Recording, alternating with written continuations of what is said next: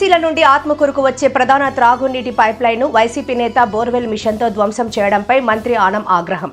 సోమశీల నుండి ఆత్మకూరుకు వచ్చే ప్రధాన త్రాగునీటి పైప్లైన్ వైసీపీ నేత బోర్వెల్ మిషన్తో ధ్వంసం చేయడంపై మంత్రి ఆనం ఆగ్రహం వ్యక్తం చేశారు. నెల్లూరు జిల్లా ఆత్మకూరులో మంత్రి ఆనం రామనారాయణ రెడ్డి పర్యటించారు.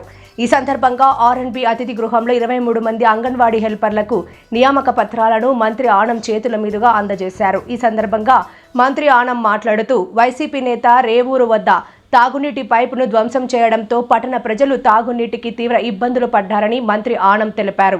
ప్రభుత్వ ఆస్తిని ధ్వంసం చేసిన వైసీపీ నేతపై చట్టపర చర్యలు తీసుకున్నామని మంత్రి ఆనం స్పష్టం చేశారు. పైప్లైన్ దెబ్బతినడంతో తాగునీటి కష్టాలు ఎదుర్కొన్న ఆత్మకూరు పట్టణ వాసులకు సత్వర పరిష్కారం చేసేమని మంత్రి ఆనం తెలిపారు. అనంతరం పలువురికి సీఎంఆర్ఎఫ్ చెక్కులను మంత్రి చేతుల మీదుగా అందజేశారు.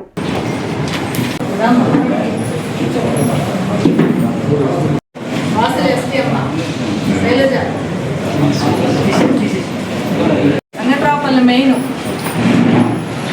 షేక్ పర్వీన్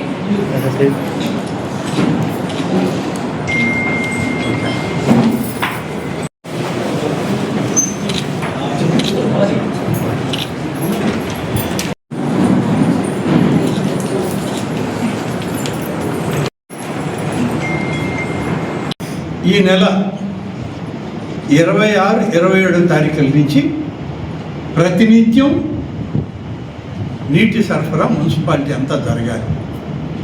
ఇది టైం నిర్దేశించాం. దుర్మార్గం ఏంటంటే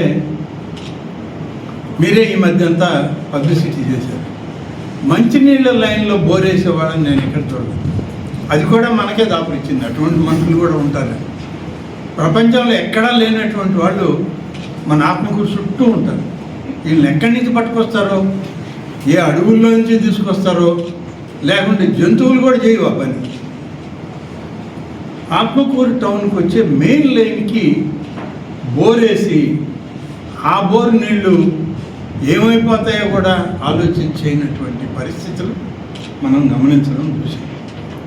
సరే, దాని మీద మున్సిపల్ కమిషనర్ ఇట్లా మా ప్రాపర్టీ డ్యామేజ్ అయిందని పోలీసు కంప్లైంట్ ఇవ్వాలి కాబట్టి పద్ధతి ప్రకారం ఆయన కంప్లైంట్ ఇచ్చాడు.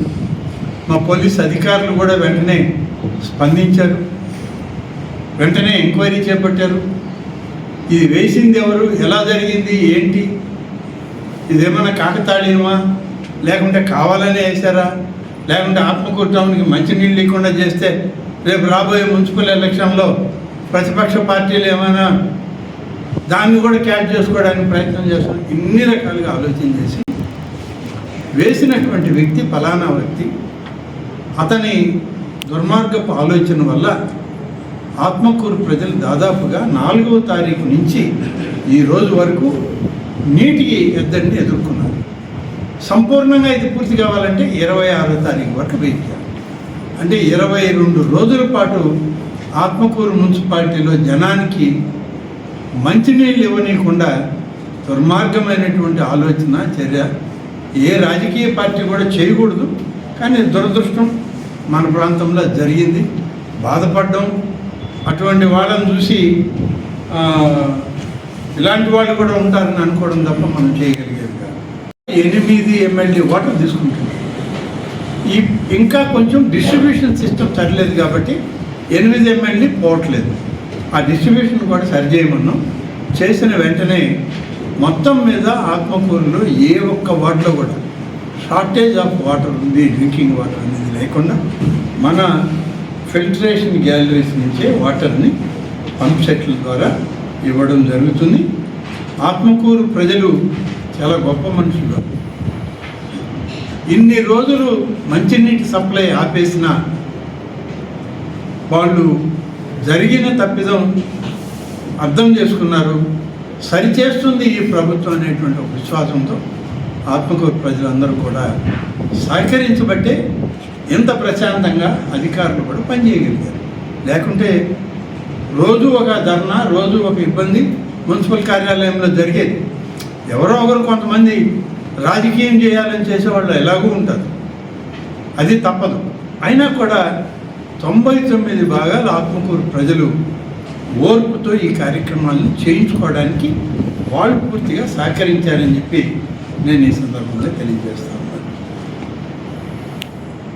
సామాన్యులకు అందుబాటులో కార్పొరేట్ వైద్యం అందిస్తున్న ఎన్ఎల్ హాస్పిటల్స్ మేనేజింగ్ డైరెక్టర్ మరియు గుండె వైద్య నిపుణులు డాక్టర్ కులారి నాగేంద్ర ప్రసాద్, డైరెక్టర్ మెదడు మరియు నరముల వైద్య నిపుణులు డాక్టర్ లావణ్య కుంకాల ఆధ్వర్యంలో సామాన్యులకు అందుబాటులో కార్డియాక్ అండ్ న్యూరాలజీ సేవలు మరియు ఎమర్జెన్సీ అండ్ క్రిటికల్ సేవలు 24 గంటలు అందిస్తున్న ఎన్ఎల్ హాస్పిటల్స్ పీవీఆర్ కళ్యాణ మండపం ఎదురుగా మాగుంట లేఅవుట్, నెల్లూరు. సంప్రదించవలసిన నెంబర్లు 9966801108, 0961232888.